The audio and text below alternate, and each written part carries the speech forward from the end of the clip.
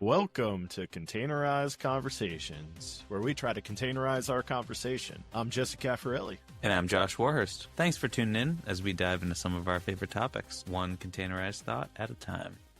So, I started working at a company this week. Congrats on getting a new job. Yeah, thank you. Celebration. And so, it's kind of nice seeing how a different company works, right? I've been kind of at the same company for the last 8 years. It's gone through a couple acquisitions, but it's been more or less a constant in my life. And now I'm somewhere different. And I recognize some of the same patterns. I know a couple of the same people, but it's largely a totally new endeavor, right? How it's set up, it's fully remote, which is a different thing than I've been used to the fully in office or hybrid work schedules. So this is kind of a new thing for me. But one of the things that I can't help but think when I start at a company like this is, should I go and be exactly what they want me to be? Or should I come in and try to change things? Now, I don't necessarily want to change anything before I understand it. That's a big thing that I've been frustrated with other people in the past. People who say, hey, I've only been here a week and I know a better way and let's change it without really understanding what the problem is. But I am thinking like, okay, where do I draw the line, right?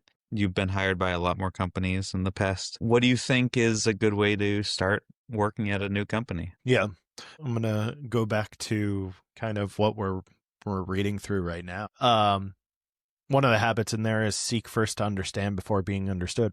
So you kind of nailed it, right? When you first go into a company, it's really important to dig into whatever it is that you think is a problem and understand that problem fully. And, try to think like, okay, I think this is a problem, but is it because I misunderstand something? And whatever it is, if it is just a misunderstanding, it could even be as simple as there's just documentation missing so that you can understand it, right? Because you going into the company and being, if you are like frustrated with something or you see a problem and other people don't think it's a problem, like that's still a problem. But it could just be as simple as, oh, well, there's just not any good like architecture diagrams or some sort of document that gets you into the paradigm of the team. Right? Understanding where they are, how they see the problem. Exactly.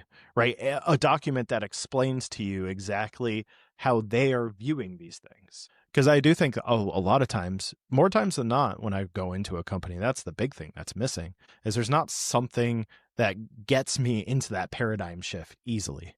I have to struggle and force myself into that paradigm to understand where they're coming from first before I can fix the problems, Yeah, there's a lot of times where companies during onboarding, they'll have a document that says, hey, download these tools. Here's how our product works. Here's some like code habits that are our coding style. They have these like documents that kind of talk about the nitty gritty technical stuff.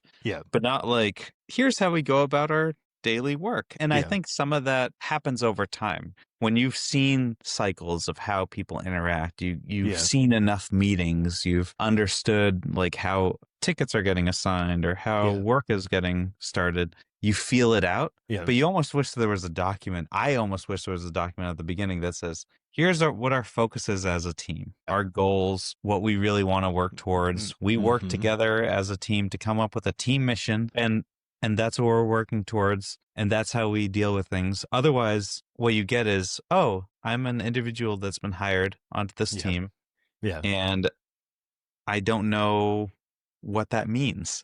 Going back to the book, it talks about like creating mission statements in a team. Honestly, that should be the first activity. If I was to start a company, I would really focus my company around the 7 habits. And one of the things I would do is have teams create their own mission statements. But then I would force those teams to make it an exercise that when they hire someone new, they have to rewrite that mission statement. But they rewrite it with the new person on there. And I think that would be so perfect, wouldn't it? 100%. Yeah. I mean, because you also want that conversation of like, Yeah. here's where we are, here's where we've been, Yeah. but also like, are you on board? Yeah. Because otherwise, not like we're gonna get rid of you. Oh, you Yeah. don't share the exact same idea that we Yeah. have. No, they're not gonna say that. But it might say, you know what? Yeah, we were thinking about reliability. We were Yeah. thinking about enabling others. We weren't thinking about Yeah. doing that in necessarily a positive way. And you Yeah. brought Yeah. up this thing where we need to encourage others to, Yeah. I don't know, like I can imagine that Well, yeah, and especially in new people in people our come job in. functions, because our job functions are so obtuse. What type of DevOps engineer, like that, whenever we interview somebody who's a DevOps engineer, that's my first question. What type of DevOps engineer are you? Are you just build and release engineer? Are you an infrastructure engineer? Are you are you production, some sort of production engineer? Because Yeah, it's always different. and it's different than like what kind of embedded engineer are you? Because like, oh, we Yeah. got controls, we got like people that are doing Yeah. FPGA, we got people that are Yeah. doing microcontrollers, we got people doing whatever larger systems. But those are all technical things. Whereas the Yeah. DevOps thing is like, how do you see the world? Yeah. Yeah. It's like Yeah. it's And what paradigm? Yeah. What paradigm are you viewing it from? No, it's 100% true. yeah, it is so nebulous. It is so Yeah. nebulous. Yeah. And the team that I've joined, like, uh is definitely closer to like the ops side, kind of making the infrastructure work. But they're also very much on like the dev side on like new product design and Yeah. like how do Yeah. we Yeah. what's True a full better stack way engineering. yeah Yeah. of thinking about this product, which Mm, is very cool. So that's it awesome. does mix those two worlds. I'm excited for that. Yeah. Um and to see where it goes. But man, a team mission statement would do wonders. But yeah, but I think that's it, right? That's what I do when I join a company. I do agree with the sentiment of trying to commit code as fast as possible. I've heard a ton of people tell me that that's what they expect when their people start.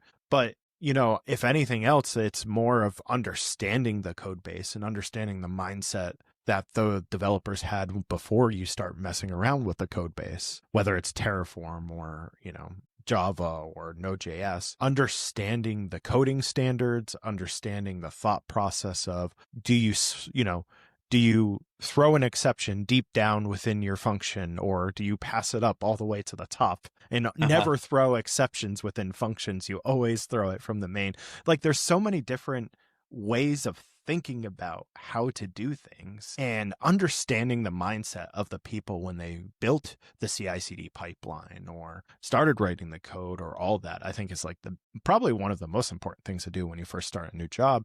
Because like you said, if you don't do that, you're going to come across as like, oh, this is really bad, so I'm changing it. And then people are going to get really defensive, be like, whoa, wait, why are you changing that? That works just fine.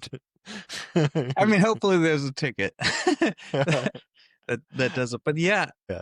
it's I'm a big believer in like first understanding. On the other hand, yeah, I've been assigned a ticket to get some code committed in like the first week, and I think it's really good because it does help me get all the tools set up, talking to the people in the company, like, well, I actually need to ask this person who created this ticket how this thing works, and now I have this new relationship with this person. That's all really good. I remember a story of somebody who started at Google and they were like afraid to make a commit on this one repo because they're like, I might bring down Google. And the senior developers were like, no, if you manage to bring down Google in your first week, we really messed up. That's not on you. We have not set up the system in a way, and that person obviously couldn't bring down Google. Yeah. Well, there was a story that was circulating around on LinkedIn. It was like an older post on Reddit or something. And who knows, this content could have been AI generated, but it was a Reddit post from it was a Reddit post from a few years ago. And the guy was like, I was just hired my first day and brought down production. Not only did they fire me, but now they're talking about like suing me legally. And I was reading through, I like read it and I'm like, okay, I don't know if this is a real Reddit post or not, but if it is, man, this guy has nothing to worry about. Like, how is the company going to sue you because you, as a fresh developer, had access to production after following a development guidelines of setting up your own development environment? Because that's what it was. He was like following the development documents of setting up his local environment, and he like set it up and ran a script, but he like forgot to change the variables in the script, and I guess the script had production values in it. So when he ran the script, it just dropped a database in production, and they didn't have backups. And I'm like, this story seems so unbelievable that, but I could also see it happening. Yeah, honestly. Well, one of the things with the integration with AI now, right, is that there's a lot of people who, this new company I'm working for is big on AI. I know there's some people that are really hesitant to use AI because they worry about things like, sharing secrets and all this kind of other stuff. Yeah. I can totally imagine a situation, though, where you say, hey, we have a company MCP server that has access to our whole database, production database, and somebody commits something and it has all the things to run automatically to go and delete all these databases. I can totally imagine a situation now where all this integration happens and people don't really understand how it all works. Yeah. But again, it's the company's fault. I like you set up a global MCP server that has admin access to your AWS account. Like, yeah, of course you're asking for something to happen. I know, but like, there's a lot of people who don't fully, and that's why when I started here and I was like, oh, they have like a tight lock on certain things, and there's not that many people who work here. Yeah. And then I was like, oh, but they're also kind of very integrating AI, and I can see people really messing up with AI if they don't have these controls in place. So it helped me understand. Again, this is like understand why they're doing it. There are some people who start out at companies and they say, this company has 20 people. Why do they need to go and why can't everybody have admin access? Yeah. It's not a big company. And that's that seek first to understand before you well, it gets back to the thing we were talking about probably in a previous episode, but like I do find at startups, like small startups, those people at those startups are so good at their jobs and so independent that depending on how small your startup is and how good your hiring process has been, that might be true. Giving admin access to everybody might not be a risk. Right? Because they are just like, they are the experts in their field. That's why they're at your startup. And then as your startup gets bigger and bigger, you need to start hiring more junior people. And that's when it becomes a problem. And that's when you need to start paying attention. Like, okay, my startup's getting a little too big now. We're not all experts in the entire field, or we're not all full stack engineers. We might need to limit the blast radius here, maybe a little bit. Yeah. What point that comes in is something to suss out. It is interesting when you start and you say, oh, they've already developed, they've decided on something. Yeah. Did they decide on that because that's industry best practice? Because that's what they needed to hear? Because that's their own personal way of doing things? Yeah. I think a lot of that is, trying to figure out just how other people are thinking. And this job is remote, so it is a little bit hard to figure it out because I can't just go up to somebody's desk or sit down with them at lunch and talk about it. So that will be something to navigate. That's actually one of the hard parts I had too with joining some, is like they'll make decisions before you got there, and then you get there and you're like, well, I don't agree with that decision. But like everyone's already decided upon it before you got there. So do they change it just for you, or do you just get in line? And I think that's where like recreating that mission statement becomes really important, because then you get the chance to debate it. And maybe you do still come to their side and go, okay, yeah, I agree with this now. But just getting the chance to voice your own opinion upon those standards and maybe have some flexibility to change it now with the new people. I do think that is probably one of the hardest parts about joining a new team. is that more times than not, you don't get the ability to change some of past decisions, and you do have to just kind of go with the flow. Yes, even though you don't agree with it too much, you know. Yeah, I'm gonna take this a little bit in a weird direction, but I think Uh-oh. that's why a lot of people have problems with like taxes. What? No, like the fact is like society is a place where a lot of things were decided before you came around. I see. I see. I see. Yeah. And Why do I have to give away my 40%? Is that the why when you do I have to, realize? yeah, do this Yeah. when I am not a part of the decision-making Yeah. process? Yeah.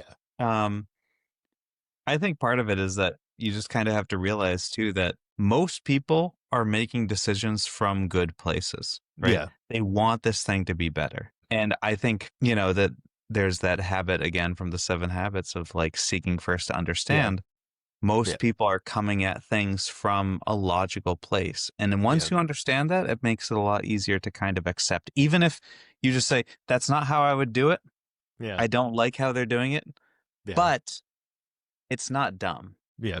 It No, makes sense. that makes me chuckle a little bit because I go through that myself with myself. I'll run across like a piece of code or a deployment pipeline I made a year ago, and I'm like, why was I such an idiot?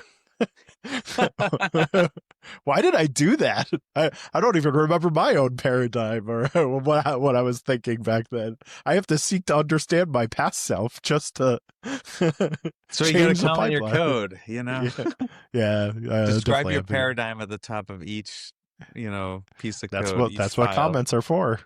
Comments are to make you get into the mindset, which is why So, some of my comments will be a story.